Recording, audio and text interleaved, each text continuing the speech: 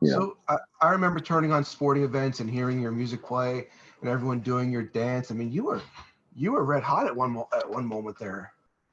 I mean, I wasn't. The music was, you know, and it's usually, man, usually as popular as shit gets is usually how quick it goes away. You know what I'm saying? And I remember being on the road and Ted DiBiase Jr., who I was pretty close with. He's like, man, if I can give you any advice, is have some shit ready for when your initial push wears off. You know what I'm saying? And Yeah. at the time, I was showing up to TV every week, and I would get a script handed to me, and you know, everyone's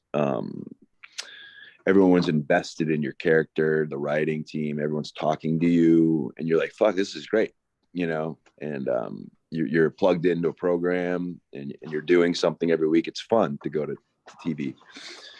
But unless you're a chosen one, a Roman Reigns,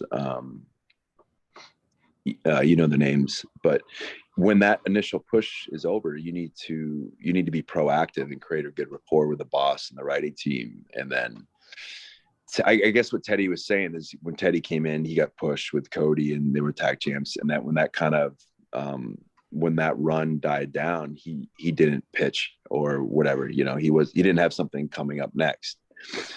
And that was kind of my detriment too, is I feel like, I just relied on the machine to push it. And then I didn't invest maybe as much into it after it would kind of cool down. You know what I'm saying? Sure. So why did it cool down? What was the exact moment you're like, okay, things are going a little south?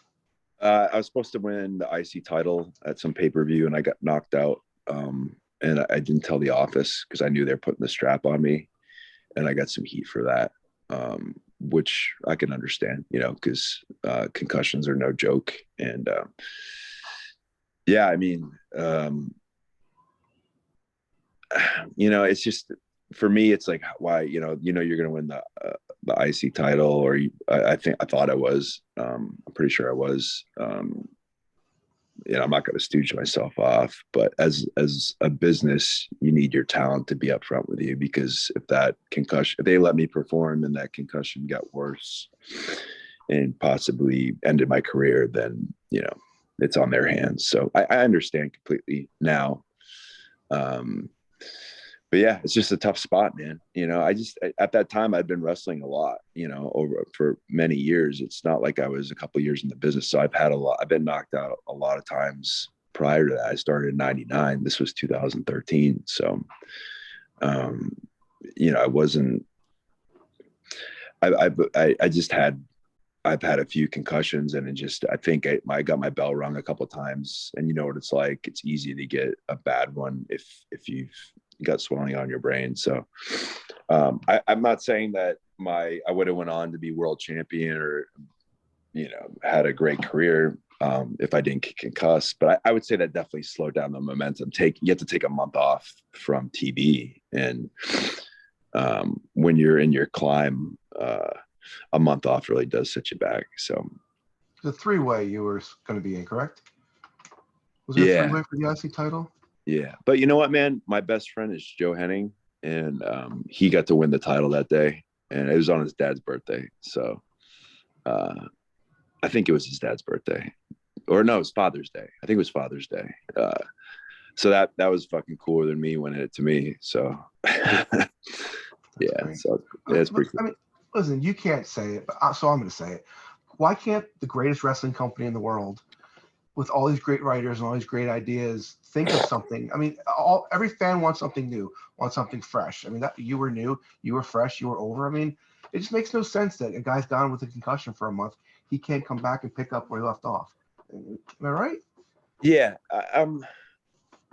you know, I might have been Vince being upset with me. You know, maybe thinking that I was injury prone. Who knows? Who knows why? I think we've both seen it, them take the stamp off someone really quick, and we just don't really know why. It's weird. They kind of, once you're put into a category, man, it's hard to change that stigma about you. It's like, why wasn't Cesaro a bigger star in WWE? Just maybe because one guy didn't see something in him. You know what I'm saying? But it's just sticking around long enough to find yourself, you know, like Steve Austin could have ended his career with Bischoff firing him, but he just stuck around and went to ECW. And then he ended up becoming obviously the biggest star, you know, ever, beside, you know, Hogan, etc. But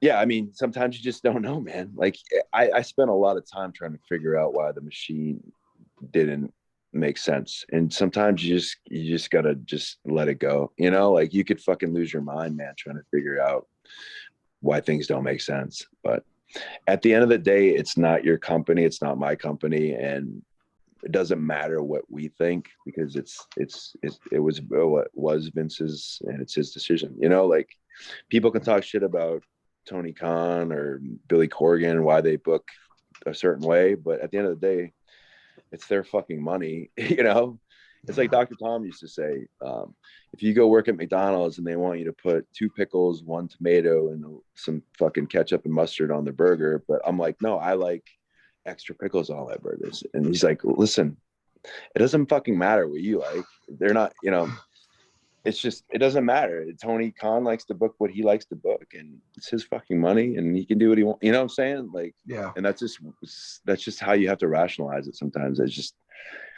I had a good run. I was having a good run, and it just didn't work out.